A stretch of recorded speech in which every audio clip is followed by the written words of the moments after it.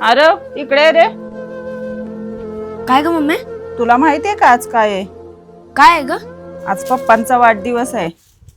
हे घे पैसे आणि गोड काहीतरी घेऊन ये जा. आणतो पप्पाने गोड काहीतरी. हा जा. कुठं गेले काय माहित पोरग.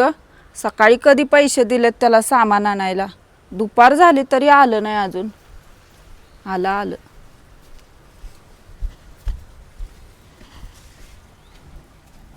कुठे गेलतास रे एवढा उशीर? सकाळी कधी तुला पैसे दिलेत सामान आणायला आणि सामान कुठं आहे? पैसे पाडलास का काय? ए बोल की, कुठं आहे सामान? पैसे कुठं आहेत? कुठे गेलतास तू एवढा उशीर? का वहिनी का रागवालाय पोराला? अहो काय सांगू तुम्हाला भाऊजी, आज ह्यांचा वाढदिवस होता म्हणून ह्याला पैसे दिलते काहीतरी गोड आणजा म्हणून, आणि सकाळी गेलाय पैसे घेऊन आणि कुठं टाकलाय का काय केलंय, काय सामान पण आणलं नाही, तसाच आलाय आणि काही बोलना पण झालंय. अहो वहिनी, नशीब तुमचं चांगलं आहे की असला हिरा तुमच्या पोटाला जन्माला आलाय. का हो असं काय केलंय त्यानं?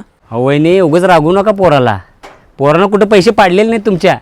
आपल्या गावात स्टँड आहे की नाही, तिथे 2 पोरं गरिबाची बसली होती आणि ती लई भुकवलेली होती आणि त्यांना कोणसुद्धा काय आणून देत नव्हतं खायला.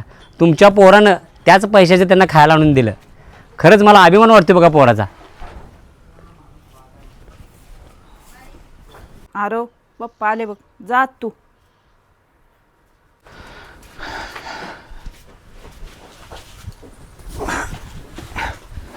त्याला कशाला आत पाठवल्यास? बोलव त्याला बाहेर.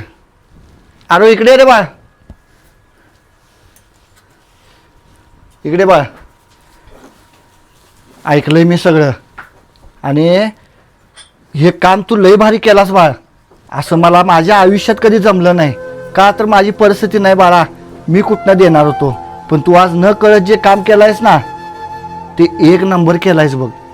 असंच बाळा कुणाला ना कुणाला तर न कळत मदत होत्या ना, मनाला समाधान वाटते बघ.